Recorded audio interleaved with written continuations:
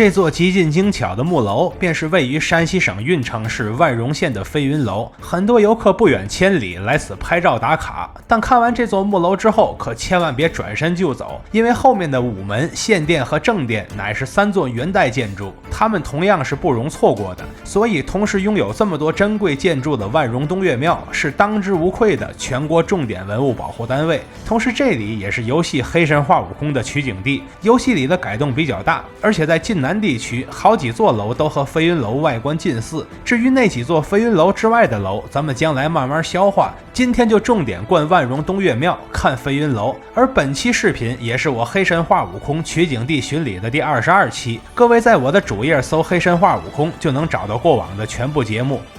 大家好，我是徐工，这次一定点关注，下次旅行不迷路啊！看我背后这个地方是山西省运城市万荣县的万荣飞云楼啊，一会儿咱们来好好逛一逛这。我是从山西运城租车自驾过去的，吃住位置直接看图，非常近。下面我们来到万荣东岳庙门口，票价是10块钱，在门外我们就能看到华丽的飞云楼。而东岳庙本身则是一座道教建筑，内中供奉的东岳大帝是官方认可的泰山神灵，这种信仰源于更古老的山岳崇拜。而东岳大帝的人物原型多被视为《封神演义》中的武成王黄飞虎，一会儿我们就能看到了。到9点终于开门了，走进入口看到的第一座建筑便是飞云楼。这是一座纯木质结构、靠榫卯连接的楼，也因其工艺精巧，便有了中华第一木楼的美誉。它与同在山西的应县木塔被合称为南楼北塔，因其所在位置位于古亥店镇内，所以它又名亥店楼。其实现在的亥店镇也没多远，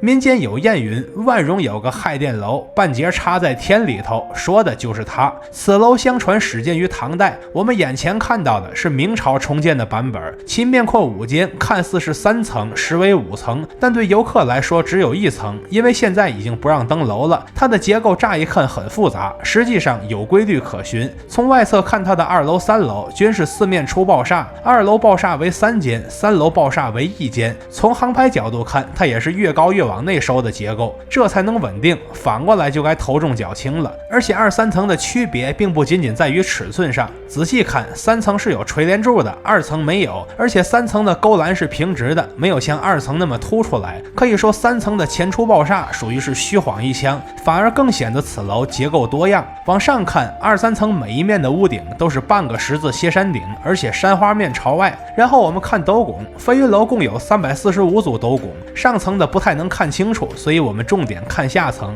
1层正中间的这朵补间斗拱最为硕大，上方这5根耍头我们一眼就能看出来是龙头耍头，下方的昂看形状应该是如意昂。再看两侧，看到这优雅的象鼻子了吗？它是斜的，叫做斜象头耍头。要是站在转角斗拱的位置，就发现其余单独的耍头是人均3朵云，这就更霸气了。什么叫飞云楼啊？不用够天上的云，老子自己有的是云。除此之外，飞云楼共有32个屋角，屋角上有琉璃武士脊兽，下有铁铎。琉璃武士我拍的不够清楚，就找了个更清晰的网图展示，可以看到他们的铠甲细节。因为此楼在建立之初正是供军事瞭望使用，所以有这些军旅元素也不足为奇。它的最上层屋顶为十字歇山顶，山花位置则有巨大的寿字，据说是为了祝愿边关将士长寿。现在我们走进飞云楼内部，看到眼前的这种大柱应该是通天柱，也就是一口气戳到上面那种，不过也没法登上去确认。柱子下的这些洞是当初用来插杠杆，以巧力调整角度的，而柱子上边的大铁刺则是用来防止敌军攀登的。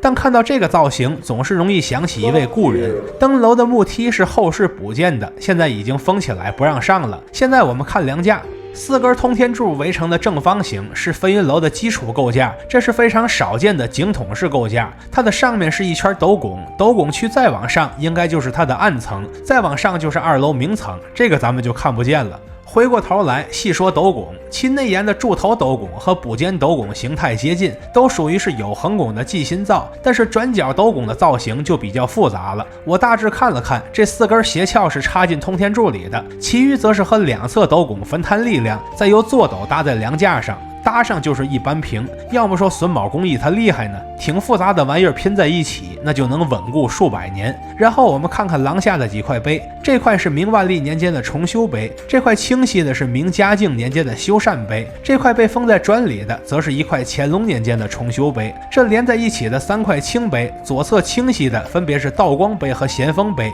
右侧模糊的则是乾隆碑。这块是万荣县文保单位于1961年立下的古碑，这块则是1985年的修缮碑，最新的这块则是2018年的修缮碑。至此我们就看完了整座飞云楼，但是先别着急走，后边还有3座元代建筑呢。现在我们一路向南来到午门，我们如今只知道南北故宫是配有午门的，再往下数就是这边有了。这应该是为庙内的东岳大帝赋予了不低于人间帝王的待遇。这座午门是一座原建明修的建筑，此建筑面阔7间，屋顶为单檐歇山顶，屋脊上这几个骑马的小人实在是栩栩如生，就像真的在奔跑一样。走进午门下方就能看到它是进深6船，那么下方最长的幅应该就是6船幅。看这个梁架结构，它维持了元代的狂野风格，斗拱甚至还保留了金代的遗风，那直接断定为元代建筑，问题不大。下方古老的柱子都打上了补丁，有一种特修斯之船的美。仔细看屋顶，还能看到民国时期的修缮记录。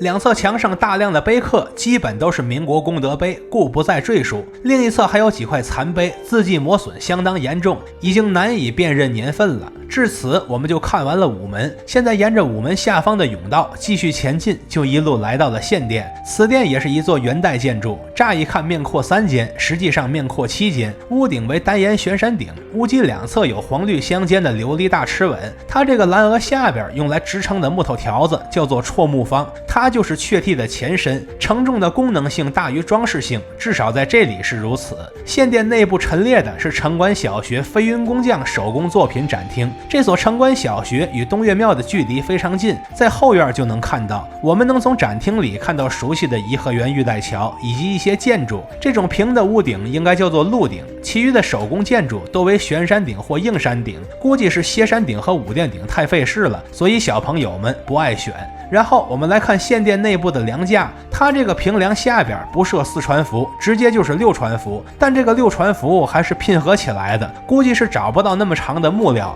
另外当心尖的位置明显多了一块深色木条，怀疑以前有字，但现在消失了。再往前是一座香亭，其屋顶为10字歇山顶，屋脊上是黄绿2色琉璃瓦，顶端还有一个琉璃宝瓶，四周的柱子则是石质盘龙柱，内侧未见雷公柱，外侧勾栏上的墩狮还有上面的浮雕则更是远近高低各不同。另外它和后面的正殿距离很近，但中间有条缝，这样应该既不算勾连搭，也不算前出爆煞，纯是贴得近而已。下面我们来到岱岳殿，也就是正殿。此殿同样是元代建筑，柱子同为石质盘龙柱，因为香亭挡住了前脸，就忘了看面阔几间了。其屋顶仍然是重檐歇山顶，走进内部能发现它的梁架虽然仍然是元代画风，但2层幅基本是直的，仅是粗犷，还到不了狂野的级别。而东岳大帝造像比较新，不多赘述，其所在神龛的木作则是非常精巧。穿过正殿往后是一个名叫福寿园的花园，我5月份到的时候正是花期，里边也开了很多鲜花。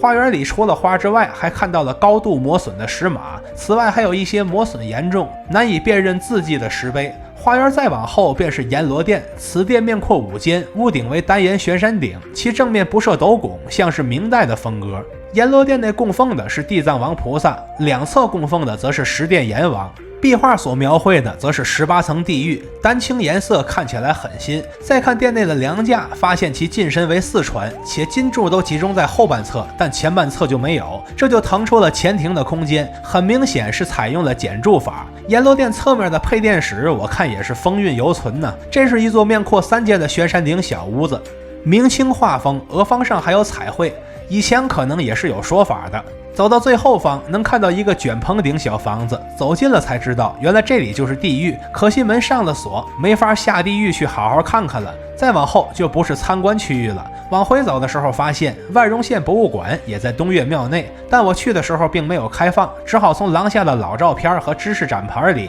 了解一些万荣县的前世今生。我们今天的旅途也终告结束。如今回头看去，万荣飞云楼的价值绝不仅限于黑猴取景地，也不仅限于中华第一木楼那么简单，它其实是一扇大门，门外是慕名而来的万千游客，门内则是数百年间的匠人心血、非凡巧思，以及他与万荣县的点滴往事。他就安静地矗立在县城之内，等待着造访的天命人来将这扇大门缓缓打开。看到这里的朋友，记得一键3连加关注，和徐公一起读城，一起旅行。